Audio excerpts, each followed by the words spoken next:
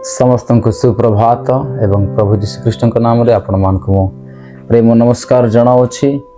Life path YouTube channel रे आपण मानक मु स्वागत करुँची। प्रभात समय मु परमेश्वर को धन्यवाद दिए, आपण मान को धन्यवाद दिए। आसंता माने प्रभात समय गोटे मॉर्निंग डिवोशन गोटे वाक्य देखी मो सहित गोटे वाक्य खोलतु। हितोपदेश पुस्तक तार 18 अध्याय 12 पद। हितोपदेश पुस्तक 18 अध्याय 12 पद आम मैंने पाठ कर जिबा। विनाश सम्मुखरे मनुष्यर मन गर्वित हुए, पुणी नम्रता संभ्रमर सम्मुख करते। प्रभु वाक्य द्वारा आम समस्त को आशीर्वाद करंतु। एही वाक्य रे माने जेते बेले देखुछु, विनाश सम्मुखरे मनुष्यर मन गर्वित हुए। जेते बेले गुटे मनुष्य गर्व करिथाय, सेते बेले आमे समस्ते मन रखिथिबा जे से विनाश हेबा पाई जाउछि। तांकर सम्मुखरे विनाश रहिछि, तांकर सामनारे अछि, ठिया होइछि कोन विनाश। कारण वाक्य देखुछु, विनाश सम्मुखरे मनुष्यर मन गर्वित हुए। जेते बेले आमाने गर्व करूछु, आमनक हृदय मध्य गर्व भरी रहिछि, गर्व प्रकाशित होछि। आमाने निजक निजे गर्व करबा विषय आमे निजे जानुछु, अन्य माने जानुछंती से गोटे गर्वियाटा बोले। जेते बेले लोक माने आम मान को कहउछंती आ निजे भी अनुभव करूछि जे मु गर्व करूछि, धन पाई गर्व करूछि, बल पाई गर्व करूछि, पावर पाई बोली गर्व करूछि।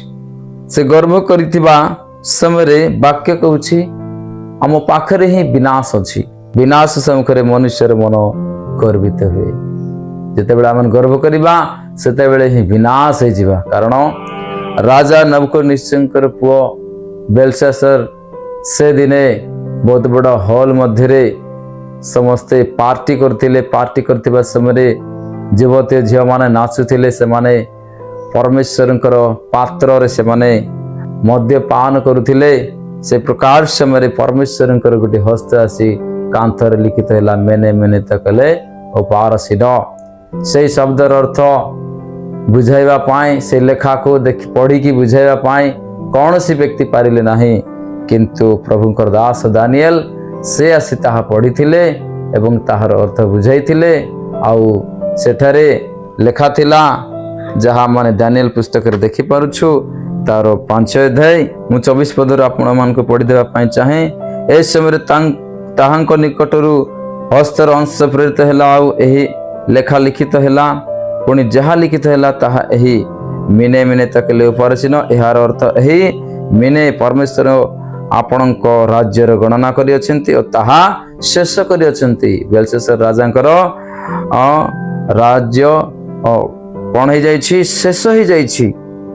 परमेश्वर गणना करछंती, ताहा समाप्त हे जाय। तकले कहले आपण निकितेर तोला जाय अछंती और उणा देखा जाइछंती। परमेश्वरक दृष्टि रे उणा देखा जाय अछंती।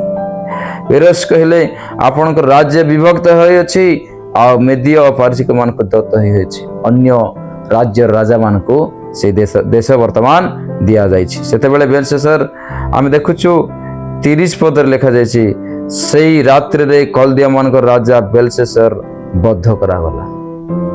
तार गर्व हेतु, तार स्वार्थपरता हेतु, तार अहंकार हेतु ए वाक्य रे आमे देखुछु जे तार मस्तक को छेदन करा गला। He was slain. आपण मान को मु कहिबा पई चाहे, से मृत्युदंड भोग कले। आपण मान को मु कहिबा पई चाहे, विनाश सम्मुखरे मनुष्यर मन गर्वित हुए आ विनाश हे गले। से राजा मृत्युदंड पाइले। आपण मान को मु कहिबा पई चाहे, ता तळ पदे से धड़ी लिखा जाइछि, पुणी नम्रता संभ्रमर सम्मुखवर्ती। नम्रता संभ्रमर सम्मुखवर्ती। गणना पुस्तक 12 अध्याय 3 पद लिखा जाए, पृथ्वी सबुठारु नम्र व्यक्ति होचंती मशा। मशा को गणना करा जाइछि। तो आपण मान को कहिबा पई चाहे, मशा से नम्र थिले, सेति पई 40 दिन 40 रात्रि उपवास रखी प्रार्थना करथिले। परमेश्वर को फेस टू फेस कथा होथिले।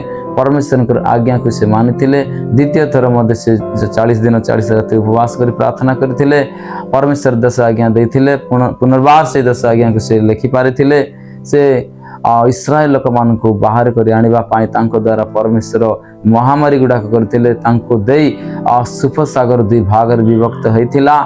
पुणी से प्रार्थना कले स्वर्गरु माना आसथिले से प्रार्थना कले स्वर्गरु भाटई पक्षी माने आसी पड़िथिले आउ लोक मान को खाइबा पाई खाद्य प्रभु जगाइथिले से तांको हस्त द्वारा तिक्त जल विषरे परिणत होइतिबा जल मिठारे परिणत होइतिला। तो आपण मान को मु कहिबा पाई चाहे मसा जणे नम्र व्यक्ति थिले सेति पाई नम्रता संभ्रमर सम्मुखवर्ती गुड सम्मानर सम्मुखवर्ती अटे सम्मान पाइबा योग्यता अटे। तो आपण मान को मु कहिबा पाई चाहे गोटे राजा विनाश हो गला तार गर्भ पाई किंतु इस्राएल लोक मानकर पॉलिटिकल लीडर मसांक भलिया लीडर पाइबा कष्टकर अटे। तो आपण मान को मु कहिबा पाई चाहे गर्व करंतु नाइ नम्रता हुअंतु आशीर्वाद पांतु सम्मान दियंतु सम्मान पांतु। प्रभु ए वाक्य द्वारा हम समस्त को प्रचुर परिमाण रे आशीर्वाद करंतु। आमेन। समस्त को प्राइज द लॉर्ड।